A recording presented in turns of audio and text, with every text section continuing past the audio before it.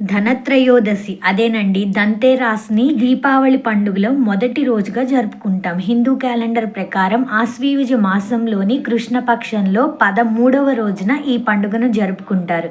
ఈ రోజున లక్ష్మీదేవిని, కుబేరుణ్ణి, అలాగే ఆయుర్వేద దేవుడైన ధన్వంతరిని పూజిస్తారు. ధనత్రయోదశికి సంబంధించిన ఒక కథని ఇప్పుడు చూద్దాం. హిమరాజు కుమారుని కథ యమదీప దానం అన్నమాట. పూర్వం హిమరాజు అనే రాజు ఉండేవాడు. అతనికి 16 ఏళ్ల కుమారుడికి వివాహం జరిగిన 4వ రోజున పాము కాటు వల్ల మరణం సంభవిస్తుందని జాతకంలో రాయబడి ఉంది.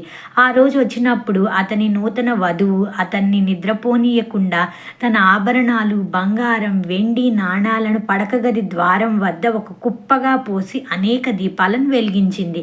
ఆమె తన భర్తను మేల్కొని ఉండడానికి కథలు చెప్తూ పాటలు పాడుతూ ఉండేది. మృత్యుదేవుడైన యముడు ఒక సర్పరూపంలో అక్కడికి వచ్చినప్పుడు ఆ దీపాలు, ఆభరణాల కాంతికి అతని కళ్ళు మిరమిట్లు గొలిపాయి. యముడు గదిలోకి ప్రవేశించలేక ఆ బంగారు నాణాల కుప్పపై కూర్చొని రాత్రంతా ఆమె కథలు, పాటలు వింటూ ఉండిపోయాడు. ఉదయం కాగానే ఆ సర్పరూపంలో ఉన్న యమరాజు నిశ్శబ్దంగా వెళ్ళిపోయాడు. ఆ విధంగా ఆ యువరాజు తన భార్య తెలివితేటల వల్ల మృత్యువు నుంచి రక్షించబడ్డాడు.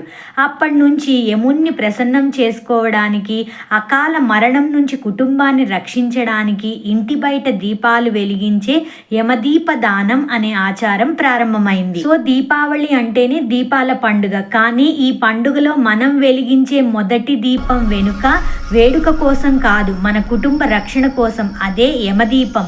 ధనత్రయోదశి రోజున మృత్యుదేవుడైన యమధర్మరాజును ప్రసన్నం చేసుకోవడానికి, అకాల మరణ భయాల నుంచి మనల్ని మనం రక్షించుకోవడాన్ని ఈ దీపాన్ని వెలిగిస్తాం. ఈ దీపాన్ని ఎలా వెలిగించాలి అనే లింక్ కింద ఉంటుంది, తప్పకుండా అది కూడా చూడండి.